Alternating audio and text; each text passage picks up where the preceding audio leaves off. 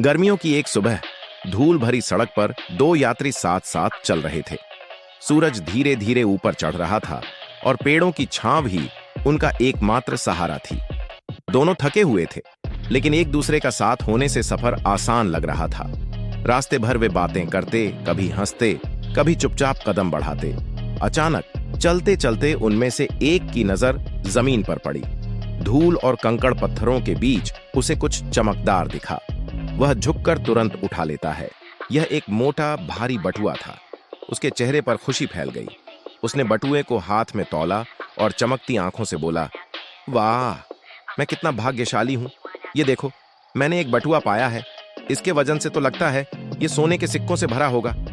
उसका साथी तुरंत बोला, अरे रुक, ऐसा मत कहो कि मैंने पाया है। यह कहना चाहिए कि हमने पाया है, क्योंकि हम दोनों साथ चल रहे हैं। यात्रियों को रास्ते की खुशियां और मुसीबतें बराबर बांटनी चाहिए। लेकिन बटुआ पाने वाला यात्री अहंकार से हंस पड़ा। उसने बटुए को कसकर पकड़ा और कहा, न, यह मेरा है। मैंने पाया है और मैं ही इसे रखूंगा। इसमें तुम्हारा कोई हिस्सा नहीं। साथी ने सिर हिलाकर कहा, दोस्त, खुशियां बांटने से बढ़ती हैं। याद रखना, अगर कभी मुसीबत आई तो वही नियम लागू होगा। लेकिन लालची यात्री ने उसकी बात अनसुनी कर दी। दोनों आगे बढ़ते रहे। अचानक पीछे से शोर सुनाई दिया। किसी की गूंजती आवाज आई, चोर को पकड़ो, चोर भाग रहा है। दोनों यात्रियों ने पीछे मुड़कर देखा तो पाया कि डंडे और लाठियां लिए गांव वाले उनकी ओर दौड़े चले आ रहे थे। उनके चेहरों पर गुस्सा था और आंखों में चमक। जिसके पास बटुआ था उसका चेहरा पीला पड़ गया। उसके हाथ कांपने लगे। वह घबराकर चिल्लाया, हम बर्बाद हो गए।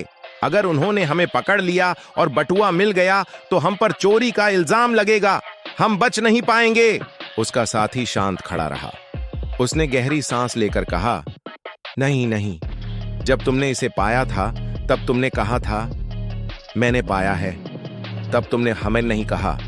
अब जब मुसीबत आई है तो हम मत कहो, अब भी कहो मैं बर्बाद हो गया, क्योंकि यह बटुआ सिर्फ तुम्हारा था, है ना?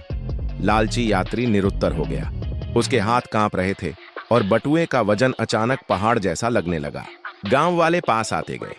साथी ने सिर झुकाकर धीरे से कहा, यही सबक है। अगर खुशियों को बांटना नहीं जानते तो मुसीबतें भी अकेले ही झेलनी पड़ती हैं। कुछ ही देर में भीड़ ने उन्हें घेर लिया।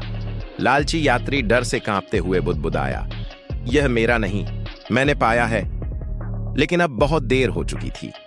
उस दिन से दोनों यात्रियों की कहानी पूरे गांव में सुनाई जाने लगी।